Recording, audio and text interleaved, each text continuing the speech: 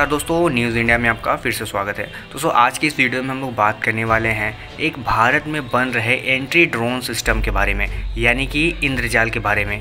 और ये भी जानेंगे कि क्या ये इंद्रजाल एंटी ड्रोन सिस्टम फ्यूचर में भारत को पूरी तरह से ड्रोन से प्रोटेक्ट कर पाएगा या नहीं कर पाएगा। जैसा कि आपको पता होगा कि इंद्रजाल ड्रोन सिस्टम को हैदराबाद की ग्रीन रोबोटिक्स डिज़ाइन कर रही है और इसको बना रही है, और यह पूरी तरह से स्वदेशी है, यानी कि इसमें जो भी टेक्नोलॉजी लगी है वो पूरी तरह से इंडिजिनस है। अब आपको बता दें कि इसको एक wide area autonomous drone defence system भी बोला जाता है, क्योंकि इसको इसी हिसाब से डिज़ाइन ही किया गया है कि ये ऑटोमेटिक अपने काम सारे कर सकते हैं। और आपको एक इंटरेस्टिंग बात भी बता दें कि ये एक ऐसा ड्रोन सिस्टम होने वाला है जो कि 2000 किलोमीटर तक स्क्वायर किमी के एरिया को प्रोटेक्ट कर सकेगा। यानी कि आप कह सकते हैं कि 2000 स्क्वायर किमी का जो एरिया होगा वो एक ड्रोन सिस्टम जो है, यानी एंटी ड्रोन सिस्टम, उसको प्रोटेक्ट कर पाएगा। यानी कि इस हिसाब से देखें तो उस एरिया में कोई भी यूएवी या किसी भी तरह का अनमैन्ड व्हीकल वह एंट्री नहीं कर सकता। एक इंटरेस्टिंग बात ये भी है कि इस ग्रीन रोबोटिक्स के साथ जो भी रिटायर्ड इंडियन आर्मी के इंजीनियर्स, साइंटिस्ट या फिर इंडियन फोर्सेस के जितने भी रिटायर्ड पर्सन हैं वो मिलकर काम कर रहे हैं। यानी कि एक तरह से कह सकते हैं प्राइवेट कंपनी होने के बावजूद भी यह देश के लिए वैसे ही काम कर रही है जैसे ये सारे ऑफिसर्स आर्मी या एयरफोर्स में होते हुए काम करते थे। यानी कि इसका पूरा जो टारगेट है वह आर्मी को पावर पहुँचाना ही है। जैसा कि दोस्तों आप जानते हैं, आज के समय में ड्रोन वॉरफेयर बहुत ही प्रचलित एक तरह का वॉरफेयर है, जिसमें ज़्यादातर रोग कंट्रीज शामिल है या फिर रोग फोर्सेस शामिल है, क्योंकि इसमें किसी भी आदमी के जान माल के नुकसान की रिस्क बहुत कम होते हैं, क्योंकि इसमें आर्टिफिशियल इंटेलिजेंस और रोबोटिक्स का यूज़ किया जाता है, जिससे कि बहुत कम खर्च में और बहुत कम लागत में इन सब चीज़ों को अंजाम दे दिया जाता है। उसके जो रिज़ल्ट होते हैं वो बहुत सटीक होते हैं। इसका अगर जीता जाता उदाहरण देखें तो अभी कुछ साल पहले ही आर्मेनिया और अजरबैजान के बीच में जो ड्रोन हमले हुए थे, उन्होंने पूरी जो एक तरह से लड़ाई थी उसका पूरा रुख ही बदल दिया था। और आर्मेनिया को विश्वास करिए बहुत ज़्यादा नुकसान हुआ था, क्योंकि अजरबैजान के पास इजरायली ड्रोन्स थे और ख़ासकर उनको टर्की से भी बहुत सारे ऐसे ड्रोन्स मिले थे जो कि बहुत ही लीथल थे, बट आर्मेनिया के पास ऐसा नहीं था। इसलिए आर्मेनिया को बहुत नुकसान झेलना पड़ा था। अब यही कारण है कि अब इंडिया के अंदर भी इस तरह के ड्रोन हमले होने लगे, क्योंकि बॉर्डर के उस पार से बहुत सारे अब ड्रोन हमले हो रहे हैं, जिसका एक उदाहरण है जम्मू कश्मीर का एयरबेस, जहां पर इस तरह का ड्रोन हमला हुआ है। क्योंकि जितने भी रोग फोर्सेस यानी टेररिस्ट हैं, अब उनको पता है कि एंट्री करके बॉर्डर के अंदर फिर हमला करना बहुत मुश्किल है, लेकिन किसी एक ड्रोन से हमला करना बहुत आसान होता है। इसीलिए इसी का एक नतीजा था कि 27 जून को जम्मू एयरबेस में जो एक्सप्लोसिव ड्रॉप किए गए थे, यानी कि खासकर MiG-17 हैंगर के पास, वो इसी का उदाहरण है। और उनको बहुत आसानी से ये काम करने का हौसला भी मिला, क्योंकि उनके पास ड्रोन था। लेकिन यही काम एक टेररिस्ट को एंट्री करके कर पाना बहुत मुश्किल होता। अब सवाल ये उठता है कि क्या इतने बड़े भारत को पूरी तरह से ड्रोन से बचाया जा सकता है?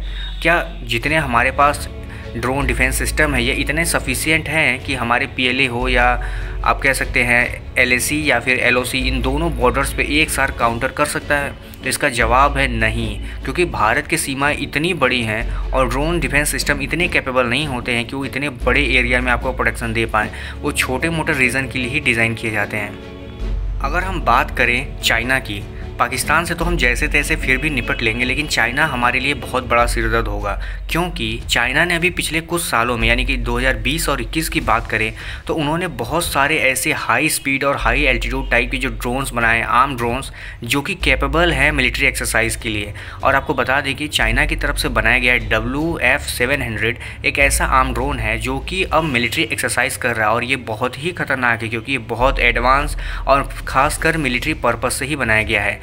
लेकिन 2020 में चाइना ने एक आर्म रोबोट भी बनाया था जिसका मिलिट्री एक्सरसाइज कंटिन्यू है। मिला जुला के कहें तो चाइना इस चीज़ पर बहुत पहले से काम कर रहा है, और आने वाले समय में ये ड्रोन रोबोट्स, चाहे ड्रोन UAVs जो हों, ये सारे भारत के लिए खतरा पैदा करेंगे LAC पे। अब यही काम पाकिस्तान भी कर रहा है, क्योंकि यही सारे ड्रोन्स पाकिस्तान को भी चीन सप्लाई करता है और टर्की से भी इस तरह के ड्रोन उसको मिलते रहते हैं। यानी कि अब भारत के अंदर दोनों तरफ से ड्रोन हमले का खतरा मंडरा रहा है, क्योंकि भारत की जो सीमाएँ हैं वो पूरी तरह से ड्रोन हमले के लिए सेफ़ नहीं हैं।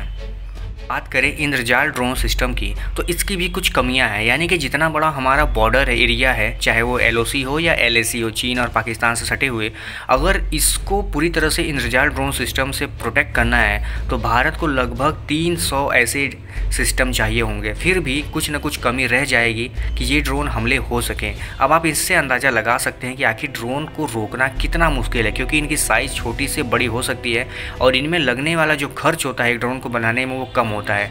जहाँ एक रॉकेट या मिसाइल को दागने में लाखों का खर्च आता है, वहीं एक ड्रोन लाख रुपए में बन जाता है। तो आप सोचिए कि आखिर ड्रोन सिस्टम कितने सस्ते और कितने घातक होते हैं।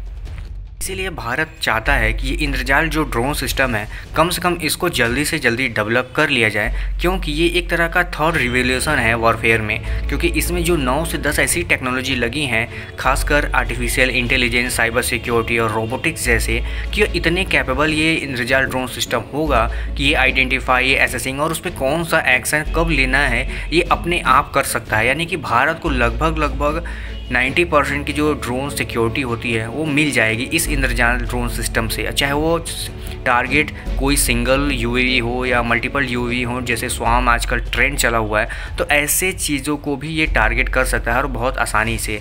तो इसीलिए भारत चाहता है कि इंद्रजाल ड्रोन सिस्टम और जल्दी डेवलप हो। और जो हैदराबाद की ग्रीन रोबोटिक्स है उसका भी यही मानना है कि इंद्रजाल ड्रोन सिस्टम भारत की जो बॉर्डर्स एरिया हैं, खासकर उनको वहाँ पर और देश के अंदर भी, जैसे NCR रीजन हो, दिल्ली का, इन सबको प्रोटेक्ट करने में बहुत मदद करेगा। तो दोस्तों आप मुझे कमेंट करके बताइएगा कि क्या आपको लगता है कि भारत का जो प्रयास है ड्रोन को रोकने का, इतने लंबे समय के बाद भी किस हद तक पहुंचा है, या भारत से कुछ लेट हो गया, या भारत के अंदर कुछ कमियां रह गई जिससे कि आज हमें ये खामियाजा भुगतना पड़ रहा। आपकी जो भी राय मुझे कमेंट करके बताइएगा। फिलहाल इस वीडियो में इतना ही। कल मिलते हैं किसी और वीडियो में किसी और टॉपिक के साथ। तब तक के लिए धन्यवाद।